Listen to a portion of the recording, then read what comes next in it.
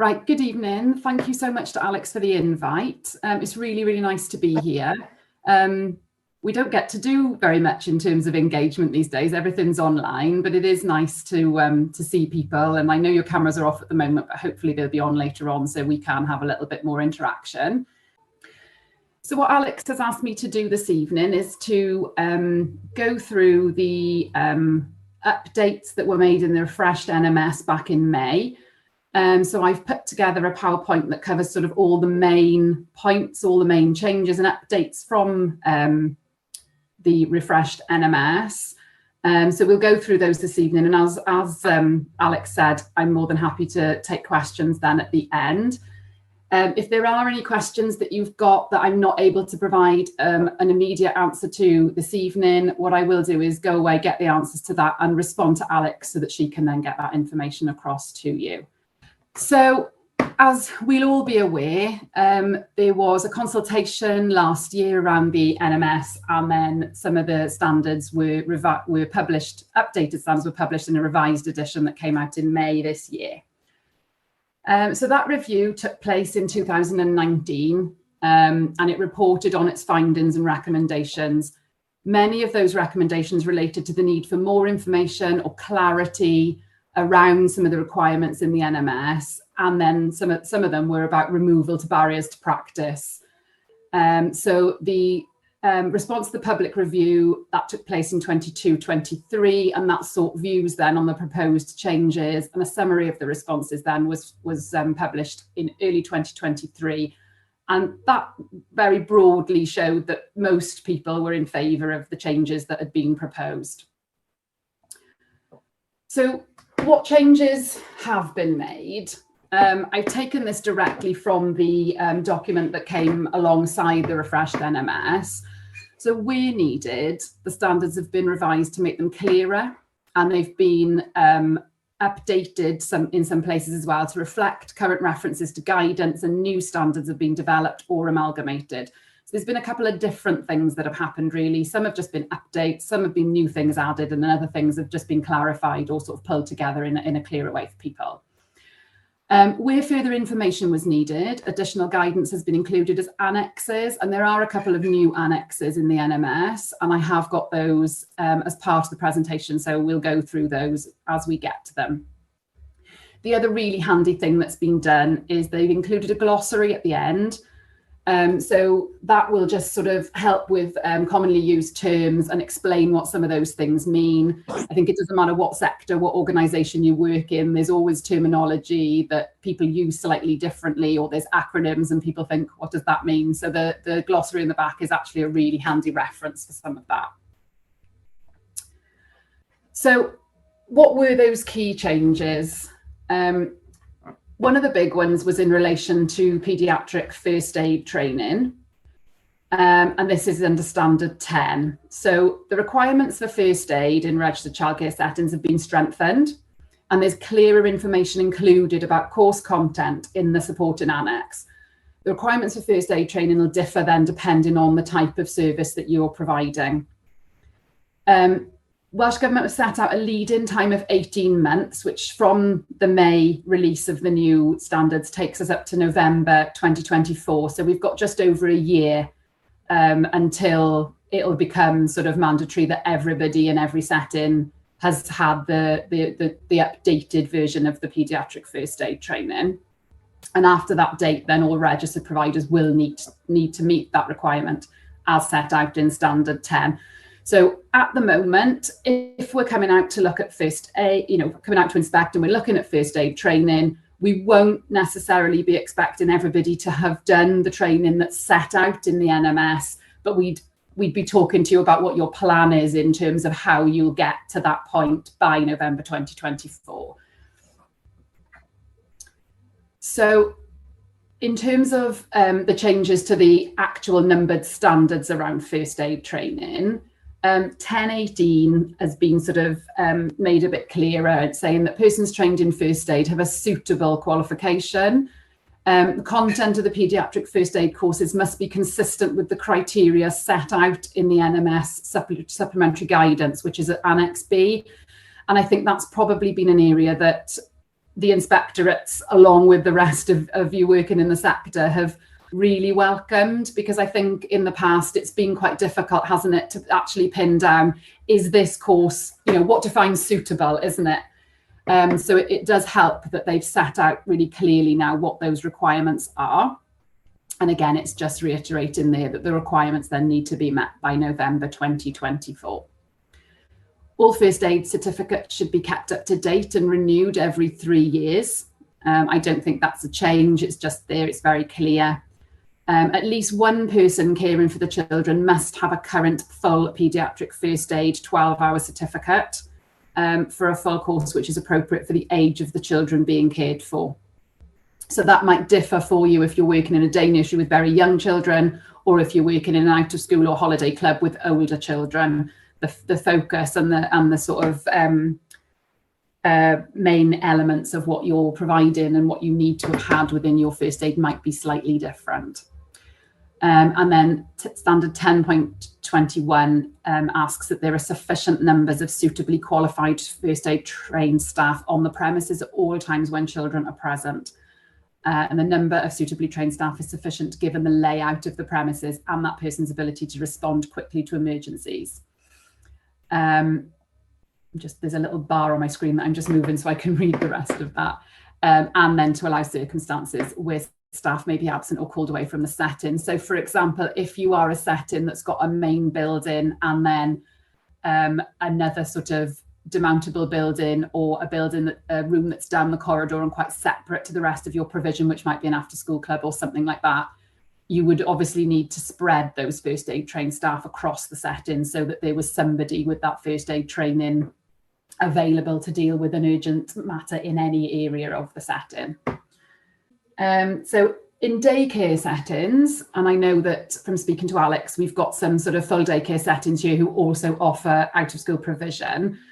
So in daycare settings, we've got the minimum requirement is at least one first aid trained adult to every 10 children. And that's an adult holding that full paediatric 12 hours. So if, for example, across your day, you've got 28 children in the morning, you'd need 3 members of staff on the premises who were first aid trained.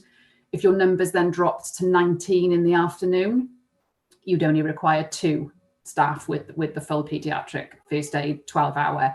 So it's about the number of children in the building at the time rather than the number that you're registered for, if that makes sense. But it means that for every 10 children that you have on the premises, you do need a fully first aid trained adult. And then all your other staff, including regular volunteers or trainees, must then undertake the 6-hour training. So the slightly less in-depth training then is for all your other staff. So you may pick a core of staff within your setting. Perhaps it might be some of your more senior staff or some of your staff that work the most hours so that you've got them there for the most amount of time to spread them across the setting. And you might choose those to be your staff who have the 12 hours, and then you may choose then that everybody else then is trained for the 6. New starters need to undertake that 6-hour certificate within 3 months of starting work, but they can be included in the staff-child ratios pending completion of the training, as long as all the other staff that they're working alongside do have it. So you have got sort of a 3-month grace period for new starters to try and get them onto that course and get the first aid implemented there. And then, I'm sorry, I should have made this a little bit smaller. The sentence here goes across into the little infographic in the corner. Sufficient numbers of suitably trained staff in first aid must accompany children on any outings. So if you are taking children on an outing and you're taking 20 children, you do still need 2 adults to go with them who've got that 12-hour first aid qualification. Okay, for open access play, it's very slightly different. So open access play settings that accept children under the age of 8, the minimum requirement there is 1 to 13. So for every 13 children on site, you need 1 adult. And then open access play settings that accept children over the age of 8, the minimum requirement is at least 1 person should hold the certificate and should be present at all times. I need to point out as well that that second point there, 1029, that only applies if you only take children over the age of 8. So if you take any under the age of 8, then you need 1 to 13 because of the additional supervision requirements, and potentially you could argue, I guess, that children under the age of 8 are more likely to fall down, injure themselves, and need some first aid treatment. It's not always the case, but I have an 8-year-old and she can injure herself falling over her own feet. And then the last point on this slide then is that first aid training in respect of all the other staff should reflect the circumstances of the setting and be based on a risk assessment. So for example, if you're a setting that has children under the age of 8 and you've got, say, for example, 29 children, you've got your 2 adults then who are trained in the full 12-hour paediatric first aid. That third member of staff, it would be up to you whether you decided to have them trained in the 6 hours or not. But you'd need to do a risk assessment based around that. And one of the things in that risk assessment might be, what if one of the other members of staff isn't available, in an urgent situation or something? Wouldn't it be better perhaps to have at least the other person that has some element of first aid training? But that's up to settings to sort of manage for their own circumstances, really. Your staff, the setting, the layout, the access, all those sorts of things, and that's something that you're probably very well versed in doing already if you're offering open access play. So that's first aid. So we'll move on to safeguarding. So standard 20. Clarity's been provided within this standard on the requirements regarding safeguarding, and the supporting annex sets out the appropriate training for the different roles within the sector. So something we haven't had before is real clarity around, if I do X role at this setting, what level of safeguarding am I required to have? And the annex now sets that out really, really clearly in terms of the different job roles within a setting and the levels of safeguarding training that they'd be required to have. There's also a lead-in time of 18 months for this training. So again, if we're coming out and inspecting you before November 2024, we won't expect that every member of staff in your setting already has the new updated version of the safeguarding training. But again, we would want to be having a conversation with you about any plans you've got in place and how you are aiming to meet that requirement by November 2024. And again, exactly the same as it was with the first aid. After that date of November 2024, it would be expected then that all registered providers would have all of their staff appropriately trained in relation to safeguarding. So standard 20.7 just sets out that all staff are suitably trained for their role. Annex C, safeguarding guidance, roles and responsibilities, that details then the types of roles in childcare and play work and the safeguarding training that's appropriate to each of those different roles within the sector. And it just sets out again then that the requirement is by 2024. So what I've tried to do with the presentation tonight is just to use any of the standards that have been added, changed or updated. So rather than bring the whole NMS, I've just sort of picked out the ones that are relevant. So hopefully it's just sort of picking out the really sort of salient points and the bigger changes that have happened. So sorry about these slides being quite busy, but there's a lot of information. I've just lifted this from the annex around safeguarding. So in terms of Group A or Level 1 safeguarding, so this provides the knowledge and skills needed to safeguard children. It describes the common types of abuse, how to recognise them and how to respond to concerns. And it also explains how to correctly report any concerns. And this sort of Group A Level 1 should form part of an employee's induction, so that almost from, as early on in that person's employment as possible, they've got this very basic but really fundamental knowledge of safeguarding. So what I found really helpful in this updated annex is that it sets out around the required roles. So it says employees who may or may not work directly with children, but may work in a building where childcare provision is based, or members of a board or committee. So it gives you some examples then of the types of job roles where level 1 group A safeguarding would be required. So it could be a caretaker, cleaner, cook, some non-working committee members, secretaries, administrators, receptionists, if you happen to work in sort of a children's centre, or, you know, a larger building where you've got administrative staff on site.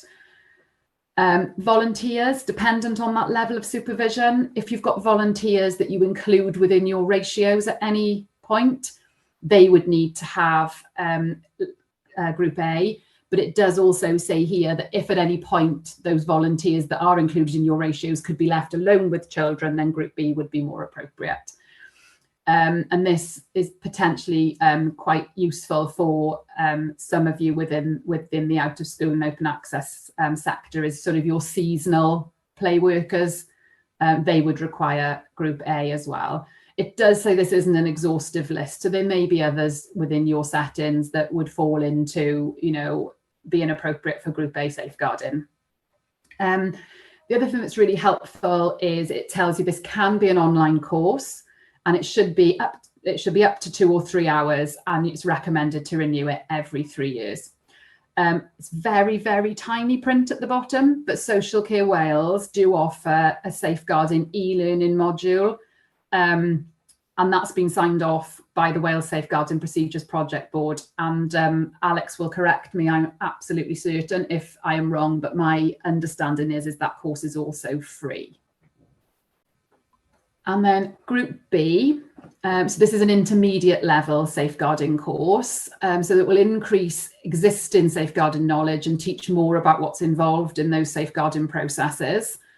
It will show how to identify abuse and report concerns, as well as learn more about the safeguarding structure and recognising risks and what happens after a referral to social services being made. So you can see from that description how it builds on that group A level 1 safeguarding. So this is required for employees who work directly with children. So this would be the vast majority of your childcare workforce. And the examples list there you will see include sort of childminding assistants, nursery assistants, room leaders, assistant managers, play workers. If you've got somebody that drives to do school runs for you, the most appropriate level of safeguarding training for them would be this level as well, the group B.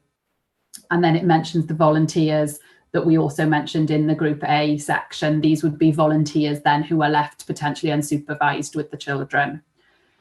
And you'll notice then that this is slightly different in terms of the course type, and this is saying that wherever possible, this should be face-to-face.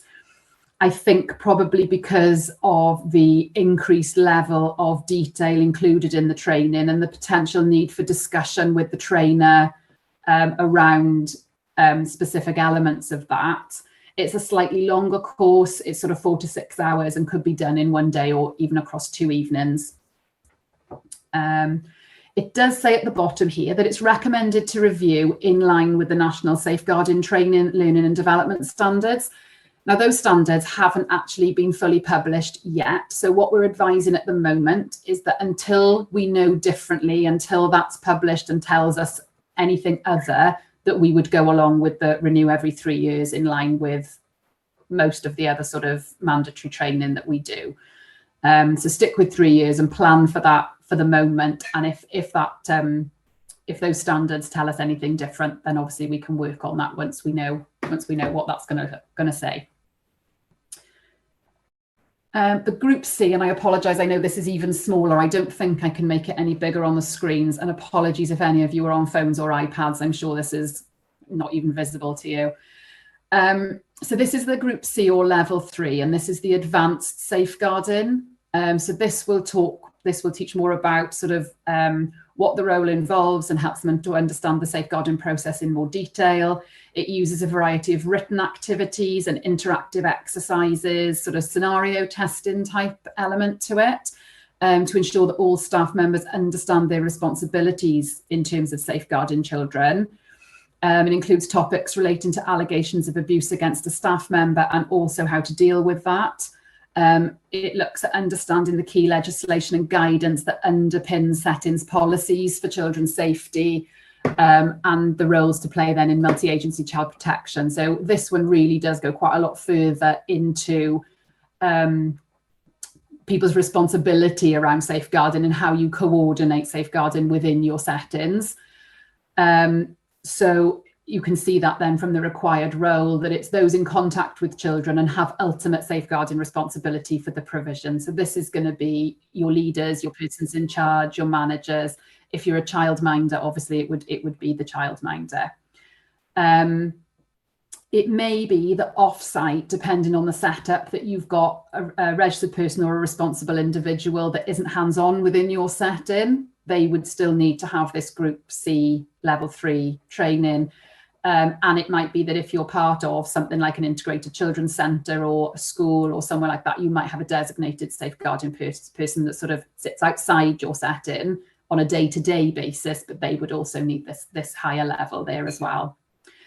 It is a face-to-face course where possible, and we have already had some queries come into us at CIW around the where possible element. So we've done some consultation with the Welsh Government policy team, who were sort of the coordinating team behind the updates to the NMS. And what they've said is it should be face-to-face wherever possible, and that an online course should only ever be a last resort, particularly with this level C, because of the written activities and the interactive exercises. It's far more difficult to fully engage with that sort of training if you're not in a room with the other people. It doesn't facilitate group discussion and that sort of thing quite as well. And again, what we've said about the National Safeguarding Training Standards, that applies here as well. So it's saying to renew in line with that. So work on the principle of 3 years at the moment, and if it says any different, then we can relook at that. So it's saying then that these practitioners are going to be the first point of contact for staff members, families and other people who have access to the settings. It's really essential that knowledge of child protection procedures is in depth and up to date.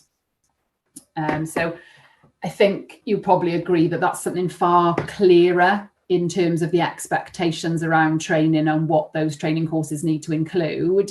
I think that's far clearer than we've ever really had before.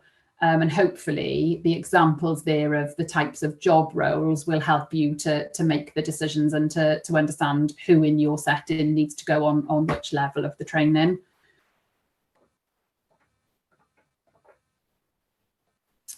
Okay, so the next section that had some changes was around qualifications. And this was, I think, something that was really well received from the feedback we've had from when we've spoken to providers about this, sort of since the new standards have been published. Because we know that the pandemic had a massive impact on people's training, their access to training, and the ability to get people signed off from that training. So I think there were lots of people who would have been qualified by a certain date and then weren't because of events outside of their control. So to take some of that into account and to help with the sort of recruitment and retention crisis that I think is affecting the whole of the sector at the moment, what's been amended is that if you are a full day care setting, then 20% of your staff can be working towards a qualification, but still included in your child staff ratios. And for staff then in sessional or open access settings, 10% of your staff can be working towards a qualification, but still included in your staff ratios. So this is where it gets slightly complicated. Maths has never been my strong point, so bear with me while I try and explain this. But I think, having said that, it is still clearer than perhaps it's ever been for us before. And what they have done is provided a really helpful little sort of pie chart, which I've got on the next slide. So we'll have a look at that as well. So for full day care, at least 60% of other staff, so this is staff other than your manager pick, the person in charge then. So at least 60% of other staff must hold a qualification at level 2 on that Social Care Wales framework. and at least half of those have a qualification at level 3. So if 60% for you is 6, then three of your staff would need level 2 and the other 3 would need level 3. And then another 20% of all the staff could be working towards, and then the remaining 20% of your staff can be unqualified, but your unqualified level should never exceed 20%. I'm sure that for the moment is clear as mud, but I think the next slide will help. Apologies again, it's a little bit small. So this again is just setting out what I've just gone through, but in a slightly more visual way. So if you've got, say, for example, if you discount the person in charge, there's 14 members of staff within your setting, 60% of your staff will need to be qualified to level 2. In this example, that's 9 members of staff. And then at least half of those 9 would then need to have a level 3. So in that example, that would be 5 because you can't have 4.5 people. So you'd need 5 at a level 3 and the remaining 4 would be fine with a level 2. And then over and above that 9 then, those remaining members of staff, up to 20% of those could be working towards a level 2 or level 3 qualification. So in this example, that would mean 3 members of staff. And then the remaining staff could be being volunteers or trainees, could be paid or unpaid. You could, the ones left over then could be unqualified, and that's fine. So in total of 14, you'd need 5 at level 3 with the remaining 4 to make up 9 at level 2. Then you could have another 3 who are working towards either a 2 or 3 level qualification. So that, I need to do the maths now, 9 and 12. So you could have another 2 members of staff then who weren't qualified. They could still be counted within your ratios. I am more than certain there will be questions about this at the end, and I'm more than happy to try and answer them.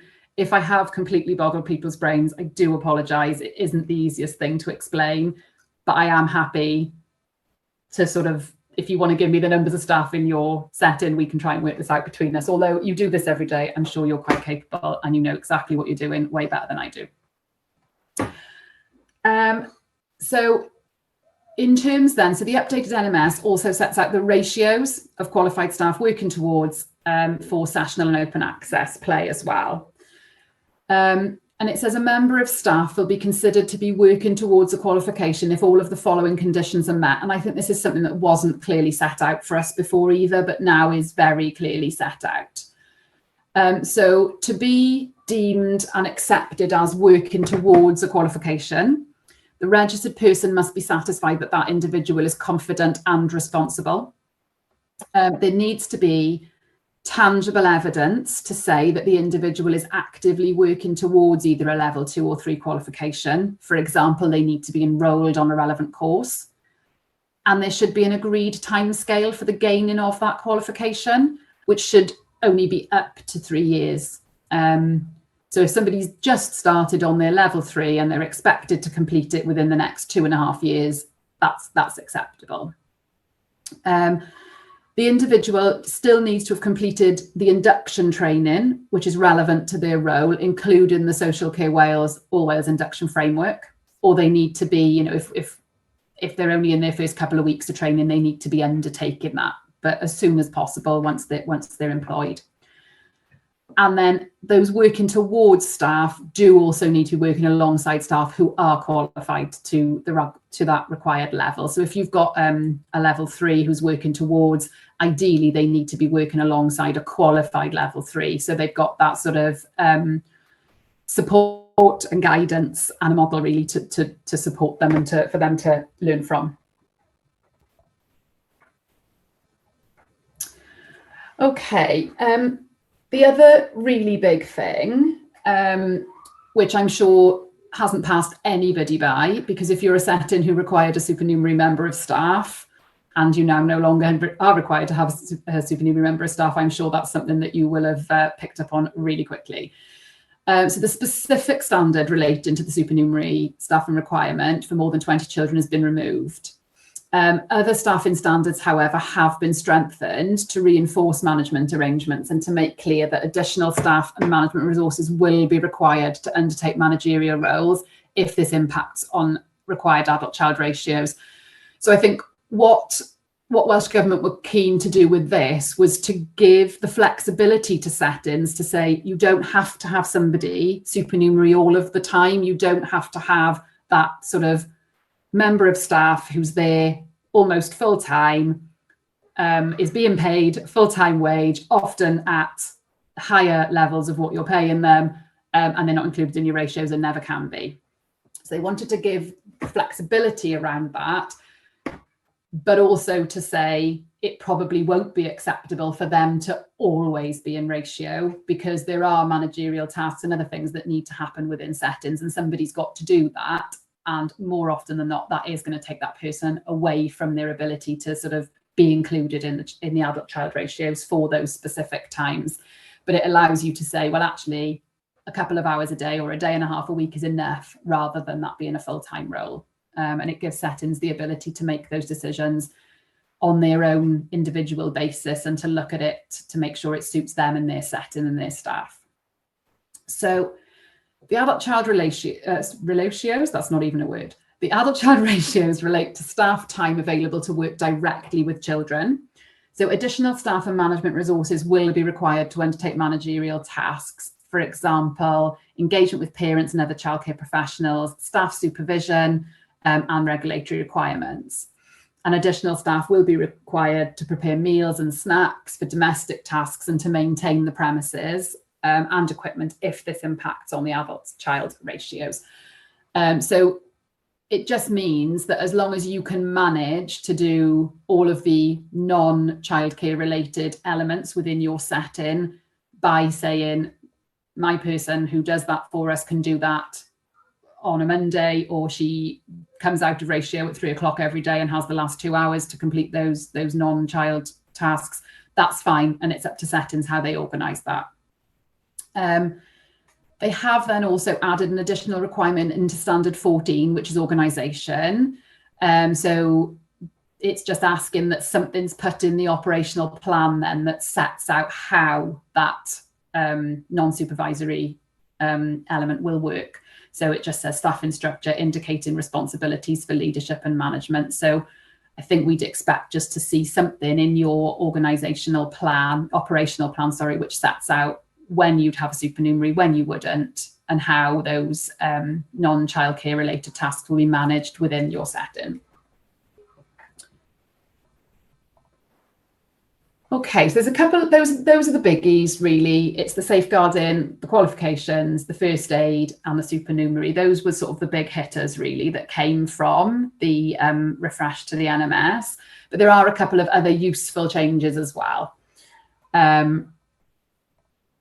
So the annexes, as I've mentioned, are there. So there's the supplementary guidance around first aid, and then there's the safeguarding guidance, which sets out the roles and responsibilities.